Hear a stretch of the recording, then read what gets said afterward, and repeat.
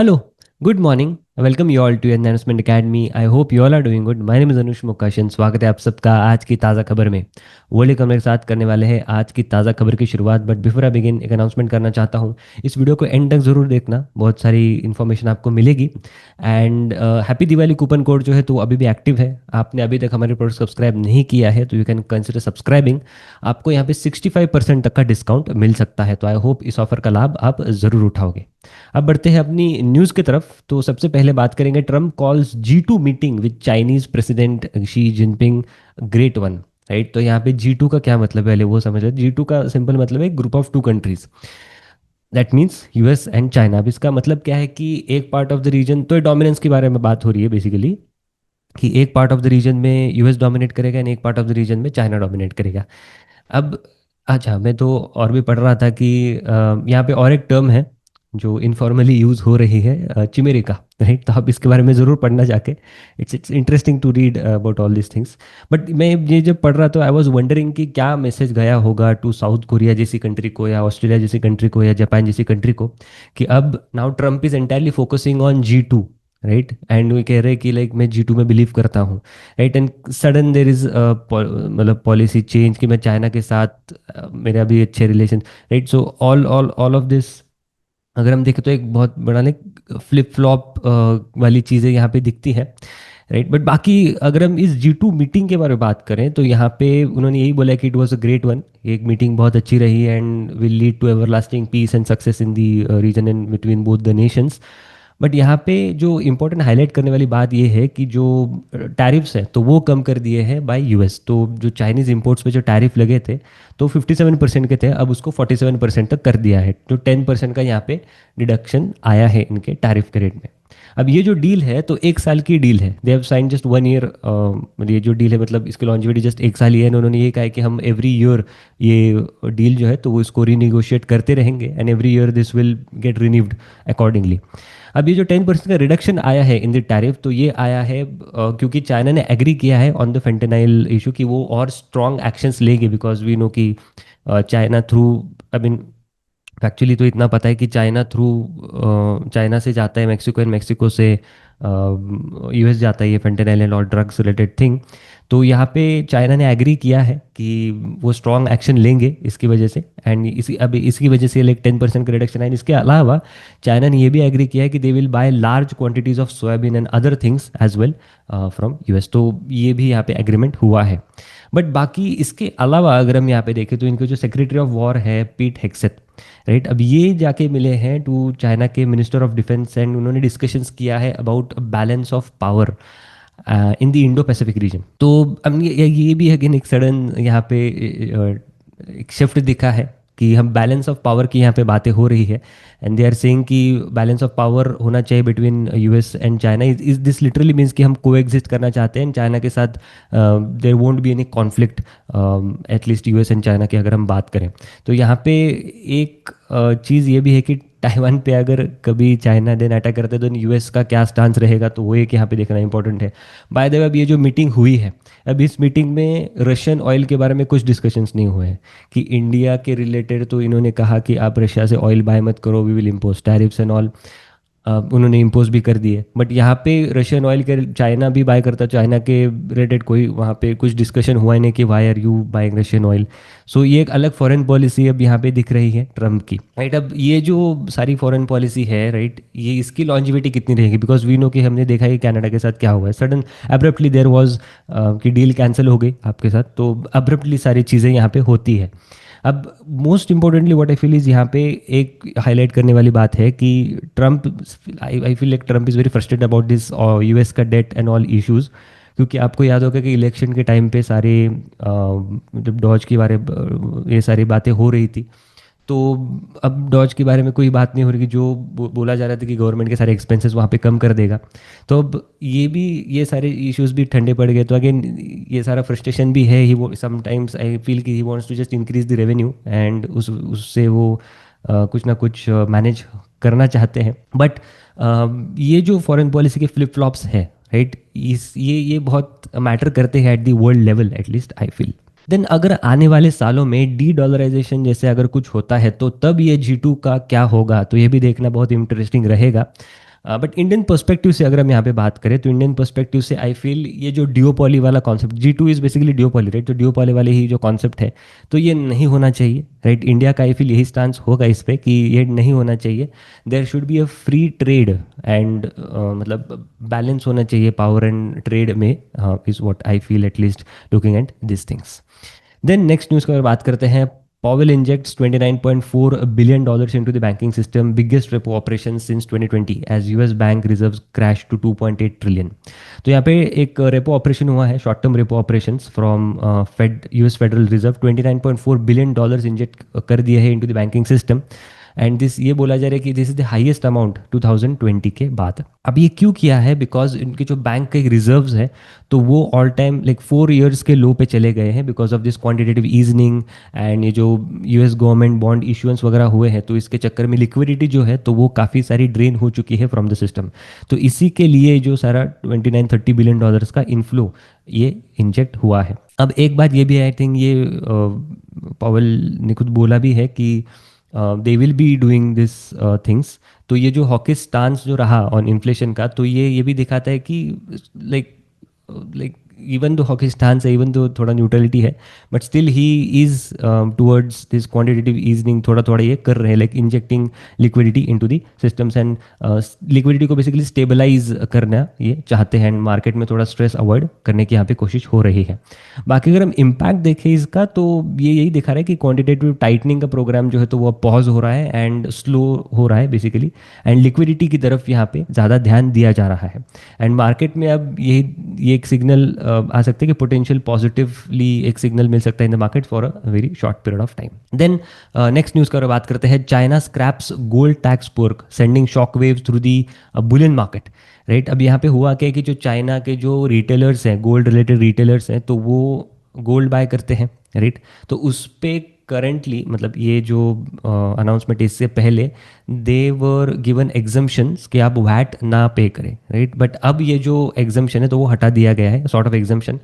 And अब इनको ना तो जो है तो वैट पे करना पड़ेगा। एंड चाइना में आई टेल यू कि गोल्ड जो कंजम्पशन है दैट इज़ इक्विवेलेंट और at least slightly higher than Indian gold consumption, right? तो यहाँ पे इनके जो ज्वेलर्स हैं, इनके जो ज्वेलर्स एंड ट्रेडर्स हैं, तो उनके मार्जिन्स पे यहाँ पे इम्पैक्ट हो सकता है। अब ये क्यों किया है?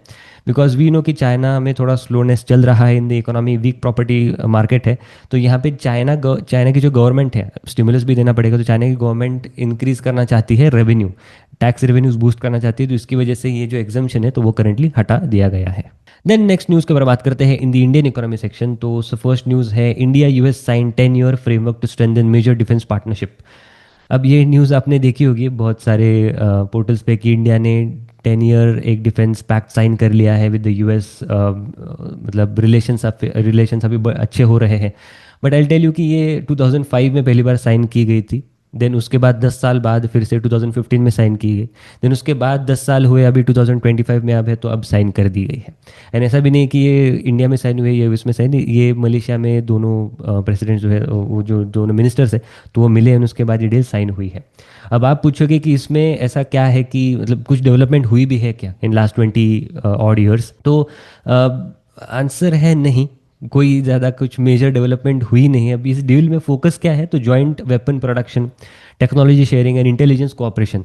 तो ये अभी तक तो ऐसा कुछ बड़ा ब्रेक थ्रू तो यहाँ पे इस डील थ्रू मिला नहीं है। बाकी अगर हम इसराइल जैसे देखें तो इसराइल के साथ बराक 8 मिसाइल वगैरह हमने की है, रशिया के साथ ब्रह्मोस मिसाइल हमने की है, बट यूएस के साथ ऐसा कुछ मेजर ब्रेक थ्रू यहाँ पे मिला नहीं है। बट एक इंटरेस्टिंग चीज़ ये भी मिली मुझे कि इंडिया के जो ओवरऑल टोटल एक्सपोर्ट्स है, डिफेंस एक्सपोर्ट्स, उसमें 50% of them goes to US, right? And ये एक बड़ा मार्केट है यूएस इंडिया के लिए। अब यहाँ पे अगर ट्रम्प कुछ फ्लिप फ्लॉप करते हैं, लाइक रशिया से आप ऑयल बाय कर रहे हो तो आपसे हम डिफेंस इक्विपमेंट इंपोर्ट करें तो you will be taxed like this amount of tariff, तो यह यहाँ पे इंडिया के लिए थोड़ा खतरा हो सकता है। बट ब्रॉडली ये जो 10 year की जो फ्रेमवर्क साइन हुआ है, ये पहले भी हुआ है, उसमें कुछ ब्रेक थ्रू मिला नहीं है। एंड करेंटली जो हम देख रहे हैं कि इंडिया यूएस में टेंशन्स चल रहे हैं, तो आई बिलीव कि इसके आगे भी कुछ यहाँ पे होगा। Then GST collections rise 4.6% to 1.96 lakh crore in October despite tax cuts. तो बेस इफेक्ट ज़्यादा है, तो इसके बावजूद 4.6% का यहाँ पे जंप दिखा है टू 1.96 लाख करोड़ इन अक्टूबर 2025 में कलेक्शंस हुए हैं। सपोर्टेड बाय जो स्ट्रॉन्ग फेस्टिव स्पेंडिंग रही है एंड स्टडी इकोनॉमिक एक्टिविटी रही है, उस वजह से ये बोला जा रहा है। बाकी अगर हम फर्स्ट 7 मंथ्स की बात करें तो 9% का यहाँ पे जंप दिखा है in the GST collections. Experts का यही कहना है कि जो नंबर्स है तो वो बहुत हेल्दी है, कंजम्पशन एंड बिजनेस मोमेंटम बना हुआ है in the economy. Then stock specific news की तरफ बढ़ते हैं। मारुति सुजुकी Q2 FY26 के रिजल्ट्स, तो अब रिजल्ट्स के बारे में बात करेंगे। रिजल्ट सीजन चालू है, तो यहाँ पे आप डिटेल्स देख सकते हो ऑन द स्क्रीन की। इनके जो सेल्स वॉल्यूम है तो 1.7% का यहाँ पे जंप है on a Y basis. Net sales are up by 12.8%। Operating EBIT is down by 7.4%। PBT is down by 16.7%। PAT अगर हम देखें तो 7.3% का यहाँ पे जंप दिखा है because of some tax concessions. But negative जो फैक्टर्स रहे हैं इन द ऑपरेटिंग लेवल अगर हम इसकी बात करें तो एक तो है कि कमोडिटी प्राइसेस एंड अनफेवरेबल जो फॉरेन एक्सचेंज मूवमेंट रहा है, तो उसकी वजह से कुछ कुछ फैक्टर्स रहे हैं। Then higher sales and promotional expenses and some higher advertisement expenses भी रहे हैं एंड सम लिमिटेड टाइम के लिए प्राइस करेक्शंस भी किए थे इन सम ऑफ द मॉडल्स, तो उसका भी यहाँ पे इम्पैक्ट दिखा है। बाकी जो एक प्लांट भी है जो ग्रीनफील्ड एक्सपेंशन कर रहे हैं खरखोड़ा में, तो उसके रिलेटेड जो प्लांट एक्सपेंसेस है तो वो उसकी वजह से भी यहाँ पे ऑपरेटिंग लेवल पे इम्पैक्ट दिखा है। देन आप ये भी देख सकते हो ऑन द स्क्रीन की टोटल सेल्स अगर आप देखो तो 1.7% का जंप है, but domestic sales are down by 5.1%। And इसमें थोड़ा बहुत जीएसटी रिलेटेड जो मतलब जो डिमांड है तो वो आगे पुश हुई, तो उसका भी यहाँ पे इम्पैक्ट होगा। देन 42.2% का यहाँ पे एक्सपोर्ट्स में जंप दिखा है। एंड बाकी अगर आप सेगमेंट भी वाइज भी यहाँ पे देखो तो ओवरऑल अगर हम देखें तो डिप ही है। मिनी में आप देख सकते हो 32.6% का डिप है। Slightly growth is been seen in mini plus compact segment में। अक्टूबर नंबर्स अगर हम देखें तो 7% का जंप यहाँ पे दिखा है इन द ओवरऑल वॉल्यूम में, इनके जो अक्टूबर मंथ के जो सेल्स है। एंड इसके अलावा अगर हम डोमेस्टिक सेगमेंट देखें, डोमेस्टिक अगर हम सेल्स देखें अक्टूबर मंथ का वाई बेसिस पे 9.5% का यहाँ पे जंप दिखा है। तो ये डिमांड थोड़ी आगे शिफ्ट हो गई है because of GST thing. Then doctor Lal के बारे में बात करते हैं। आप यहाँ पे देख सकते हैं स्क्रीन 10.7% का रेवेन्यू जंप है, 10.8% का पैट जंप है, 16.4% का यहाँ पे इनका पैट जंप है, सॉरी 10.8% का एबिटा जंप है एंड 16.4% का यहाँ पे इनका पैट का जंप है। वॉल्यूम वाइज अगर हम देखें तो पेशेंट्स अगर हम 5% का जंप है, सैंपल्स आर बाय 10.3% एंड स्वस्थ फिट का कंट्रीब्यूशन इनका इंक्रीज हो रहा है। इंटरेस्टिंग, स्वस्थ फिट का कंट्रीब्यूशन इंक्रीज होना एक अच्छी बात है इनके लिए। देन एबिटा मार्जिन अगर हम यहाँ पे तो 30.7% का एबिटा मार्जिन आए, फ्लैटिश ही रहे इनके एबिटा मार्जिन। बाकी जो ग्रोथ इनकी आई है तो ग्रोथ आई है primarily driven by network expansion in the core regions and उसके अलावा जो पेनिट्रेशन इन्होंने किया है in the Tier 3 and Tier 4 cities से भी इनकी ग्रोथ आई है। बाकी बोर्ड ने 1:1 बोनस इशू भी अनाउंस किया है इस क्वार्टरली रिजल्ट्स के साथ। देन नेक्स्ट न्यूज़ पर बात करते हैं। BEL Q2 FY26 के इनके भी रिजल्ट्स आए हैं। Revenue is up by 25.75% on a Y basis. PAT is up by 17% on a Y basis. Order book अगर हम देखें तो 74,453 करोड़ की इनकी ऑर्डर बुक रही है। वाई बेसिस पे फ्लैट ही रही ऑर्डर बुक, काफ़ी सारा एग्जीक्यूशन इस क्वार्टर में हुआ है, इसलिए 25-26% की रेवेन्यू में ग्रोथ यहाँ पे दिखी है। बाकी अगर हम ओवरऑल देखें तो डिफेंस में अच्छे खासे ऑर्डर बुक अभी आगे आना एक्सपेक्टेड है। रिसेंटली जेन टेक्नोलॉजीज को भी एक नई ऑर्डर मिली है रफली 200-300 करोड़ रुपीज़ की, तो आगे आने वाले पीरियड में मे बी और यहाँ पे ऑर्डर्स आ सकते हैं। After this operation Sindoor thing तो गवर्नमेंट काफ़ी एक्टिव हो चुका है इन डिफेंस रिलेटेड थिंग्स, तो I believe like this sector is there for next 3-4 years at least. Then RR Kabel Q2 FY26 के रिजल्ट्स के बारे में बात करते हैं। तो highest ever half yearly revenue and PAT achieved अगर आप देखो तो 19.5% की इनकी वाई बेसिस पे रेवेन्यू में जंप है, 105.8% की एबिडा में जंप है and PAT is up bye 135%। अब यहाँ पे थोड़ा बहुत बेस इफेक्ट का भी थोड़ा बहुत रोल हुआ है, बट बाकी रेवेन्यू ग्रोथ अगर हम देखें तो उसकी रीजंस ये है कि हायर डिमांड रही है in the wires and cable segment में एंड प्रॉफिटेबिलिटी जो है तो ऑपरेशनल एफिशिएंसी की वजह से भी थोड़ी बहुत यहाँ पे इंप्रूव हुई है and apart from that volume growth का भी यहाँ पे इम्पैक्ट रहा है। Then wires and cable segment में अगर हम देखें तो 22.3% की यहाँ पे ग्रोथ रही है on a Y basis.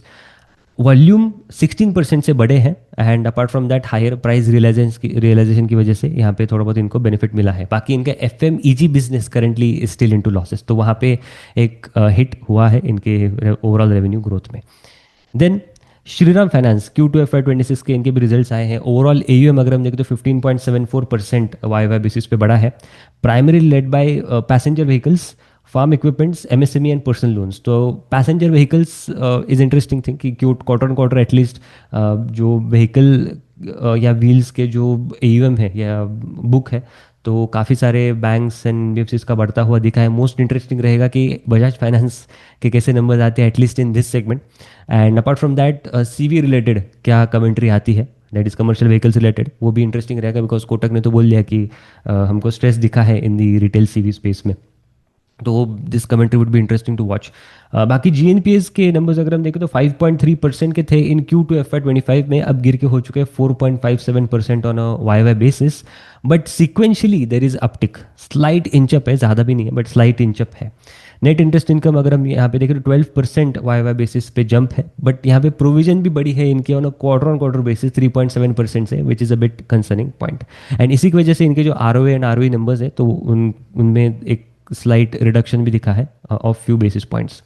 Then next Aptus Value Housing Q2 FY26 के रिजल्ट्स आप यहाँ पे डिटेल्स देखते on the screen. So overall अब ये भी इंटरेस्टिंग कंपनी है, you should have this company on your watch list, क्योंकि इनके जो फिक्स्ड एसेट लोन बुक है तो वो ज़्यादा है, मिक्स ज़्यादा है वर्सेस फ्लोटिंग लोन बुक। तो उसका इम्पैक्ट क्या है कि अभी जैसे रेट कट हो रहे हैं तो प्रॉफिटेबिलिटी में इनको ज़्यादा बूस्ट मिल सकता है एज कम्पेयर टू जो इनका फ्लोटिंग रेट बुक है, जैसे कि होम फर्स्ट राइट। तो AUM अगर हम देखें तो 22% से बढ़ा है on a Y basis, quarter on quarter 4% का जंप है AUM में। Then disbursements are up by 24%, sequentially just 3% का वाई बेसिस पे जंप दिखा है। अब एक चीज़ मुझे इनकी जो है तो वो अच्छी नहीं लगी, वो है प्रोविजनिंग का नंबर इनका भी बढ़ा है, 11 करोड़ से 18 करोड़ हो चुकी है provision on a quarter on quarter basis, which is a bit of a concern, क्योंकि मैनेजमेंट ने कहा है कि इनको एक स्लाइट इंक्रीज दिखा है इन द डेलिंक्वेंसीज। तो ये एक अब ट्रैक करने लायक बात है आगे आने वाली पीरियड में, कैसे ये यहाँ पे अगर और कुछ गड़बड़ होती है तो then maybe housing finance में अलग स्ट्रेस नज़र आ सकता है, but we need to track this things.